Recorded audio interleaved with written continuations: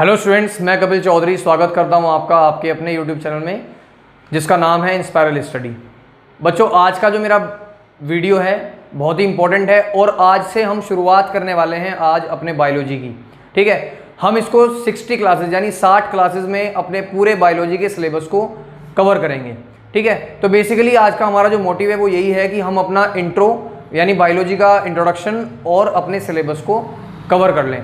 चलिए शुरू करते हैं। सबसे पहली बात मैं आपको बता दूं कि जो 60 दिन का कोर्स है वो केवल और केवल यानी उसको कंपटीशन वाले बच्चे पढ़ सकते हैं और क्लास 12th वाले बच्चे पढ़ सकते हैं। ठीक है, तो यहाँ से क्लियर हो जाएगा कि 16 डेज का आपका ये पूरा क्रैश कोर्स चलेगा और UPSI, UP police, SSC, UP triple SC, RRB, NTPC और एलटी और अदर जो भी कॉम्पिटिटिव एग्जाम है उनमें ये हेल्पफुल होगा। ठीक है, तो ज़्यादा टाइम वेस्ट ना करते हुए हम लोग शुरू करते हैं।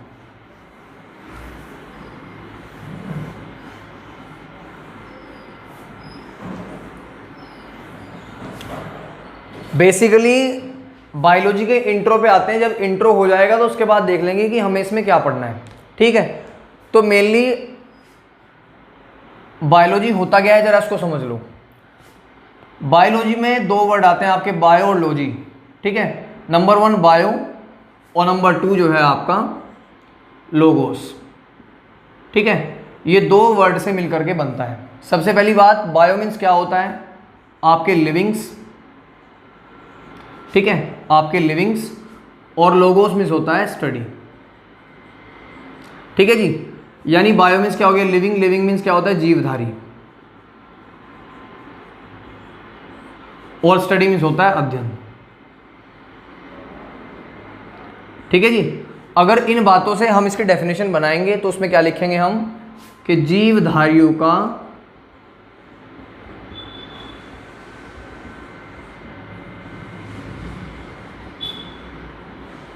अध्ययन। ठीक है जी, यानी द स्टडी ऑफ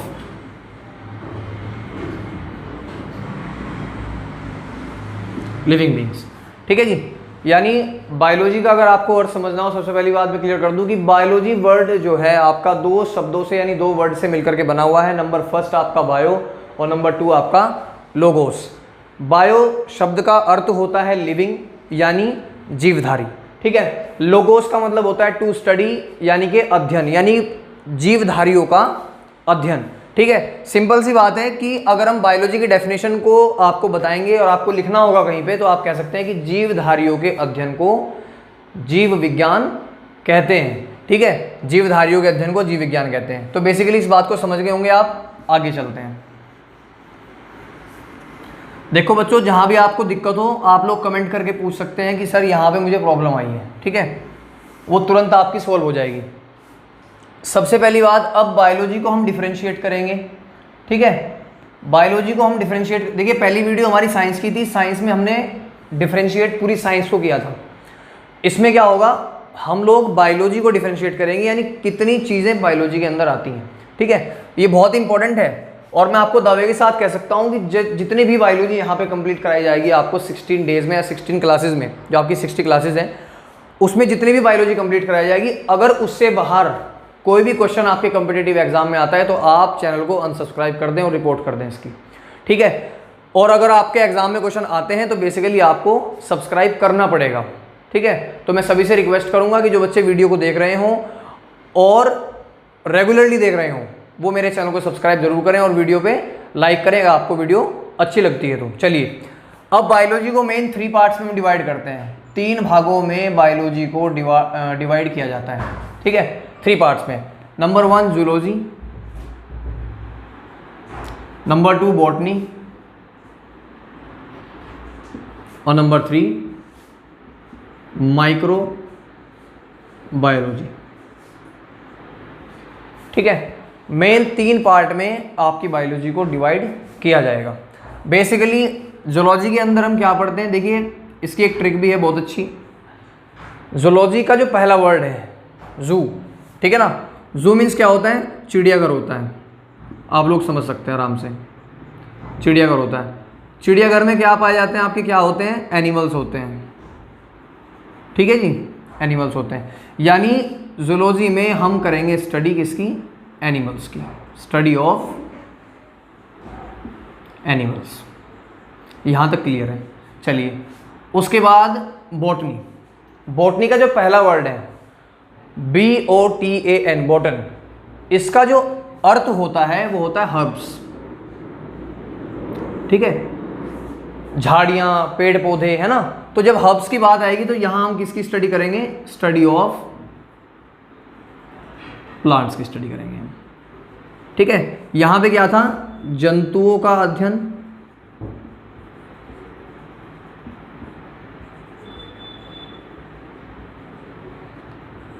और यहाँ पे क्या है? आपके पादपों का अध्ययन।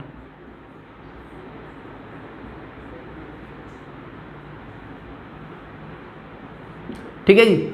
उसके बाद आते हैं माइक्रोबायोलॉजी पे। माइक्रोबायोलॉजी को हिंदी में कहते हैं सूक्ष्म जीव विज्ञान।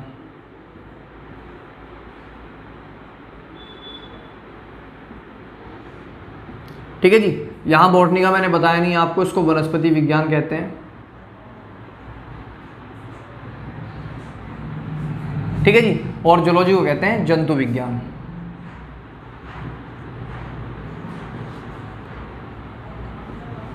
क्लियर है? मेन बात अब होता क्या है कि हमारे पास माइक्रोबायोलॉजी आ गया, जूलॉजी में किसकी स्टडी कर रहे हैं? एनिमल्स की। बॉटनी में किसकी स्टडी कर रहे हैं? प्लांट्स की।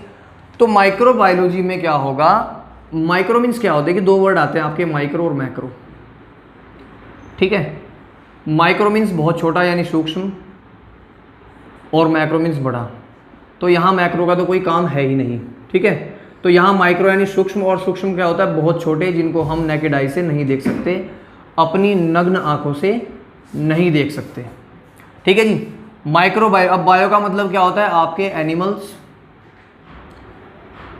तो यहाँ कह सकते हैं बहुत छोटे एनिमल्स। तो इसमें बहुत छोटे एनिमल्स को हमारी बायोलॉजी की लैंग्वेज में माइक्रोब्स का नाम दिया हुआ है, या फिर हम इसको माइक्रो ऑर्गेनिज्म कह सकते हैं। ठीक है जी, सूक्ष्म जीव। ठीक है जी। यानी यहाँ क्या होगा? आपकी स्टडी ऑफ माइक्रोब्स। ठीक है जी, इतना क्लियर है। अब यहाँ हमने क्या कर लिया? 3 पार्ट्स में डिवाइड कर लिया। ये जान लिया कि भाई इसमें कौन सी स्टडी होती है और किस तरीके से हम इसको समझ सकते हैं। अब आगे बात आती है इनके फादर्स की। हम डिटेल में जानकारी लेंगे कि इन सब चीज़ों के, यानी जो ब्रांच मैंने आपको बताई हैं, इनके फादर कौन है। तो सिंपल सी बात है कि जो बायोलॉजी है उसके फादर आपके एरिस्टोटल यानी अरस्तु हैं। ठीक है, आपकी जो जूलॉजी है उसके भी एरिस्टोटल ही हैं यानी अरस्तु। ठीक है, आपकी जो बॉटनी है, बॉटनी के आपके थियोफ्रेस्टस।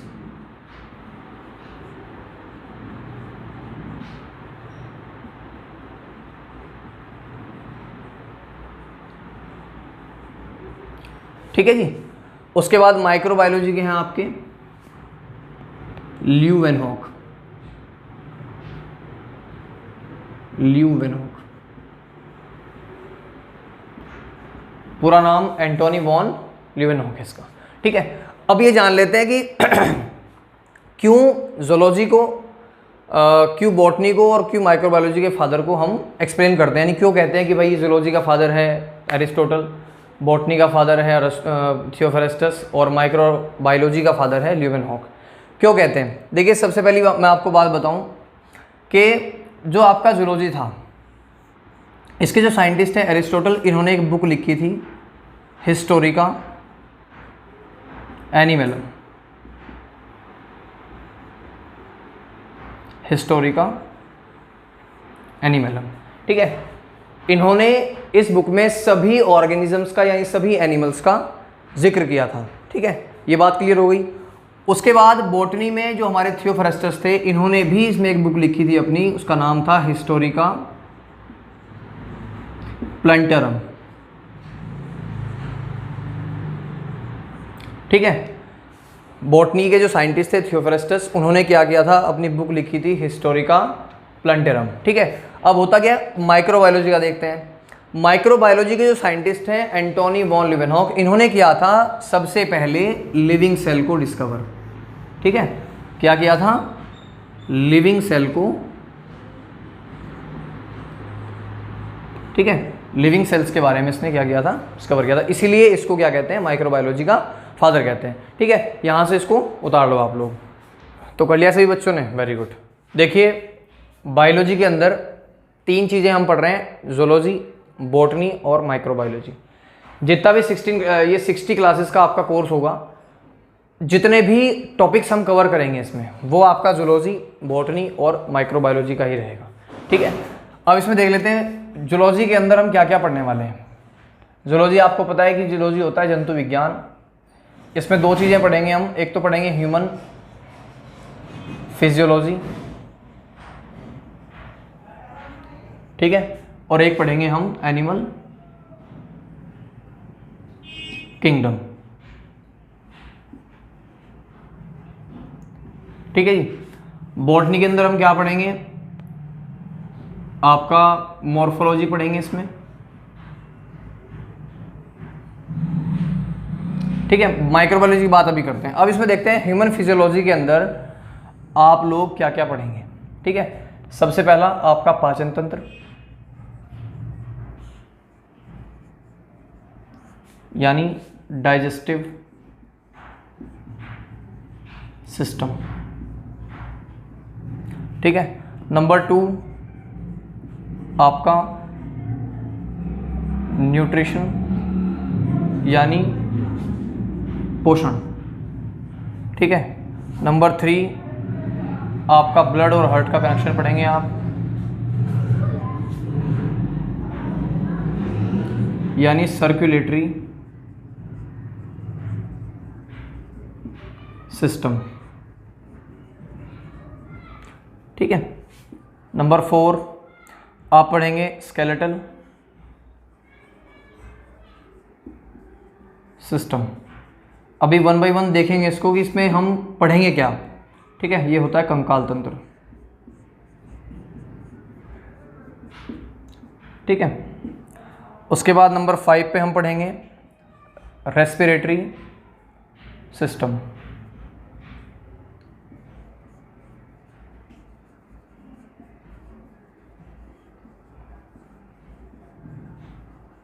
यानी श्वसन तंत्र। ठीक है, नंबर 6 पे हम पढ़ेंगे नर्वस सिस्टम।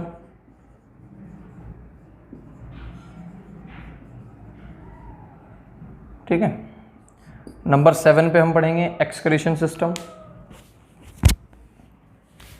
नंबर 7 पे क्या पढ़ना है,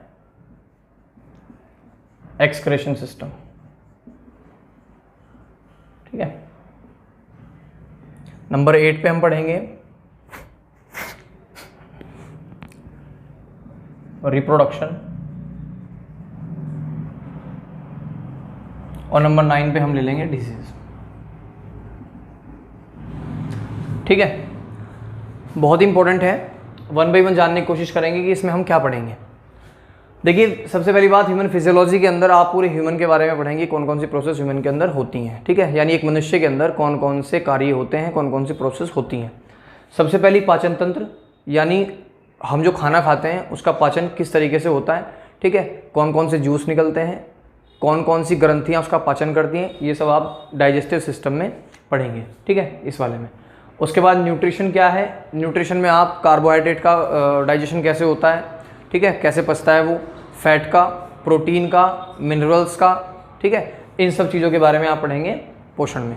ठीक है, उसके बाद सर्कुलेटरी सिस्टम में आप पढ़ेंगे ब्लड और हार्ट के कनेक्शन के बारे में पढ़ेंगे। ठीक है, यानी हमारे रक्त का और हमारे हृदय का आपस में क्या संबंध है, वो सभी हम इसमें जानेंगे। ठीक है, आपके माता पिता का ब्लड ग्रुप क्या है, बच्चे का क्या होगा, ये सभी आप लोग समझेंगे। ठीक है, आर्टिफिशियल हार्ट क्या होता है, ठीक है, बॉम्बे ब्लड ग्रुप क्या होता है, ये सब बातें जो हैं आप इसमें जानेंगे। ठीक है, उसके बाद स्केलेटल सिस्टम, कंकाल तंत्र में आप क्या पढ़ेंगे, आपके बोन्स और मसल्स के बारे में। ठीक है, यानी जो आपकी हड्डियां हैं और जो आपकी मांसपेशियां हैं, ठीक है, इसमें आप क्या पढ़ेंगे, ये पढ़ेंगे।